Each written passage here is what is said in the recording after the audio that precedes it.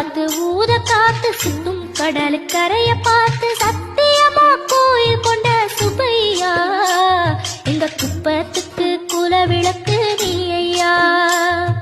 திருச்செந்தூர் ஆண்டவனே வேல் முருகா தினம் உனக்கு நன்றி சொல்வோம்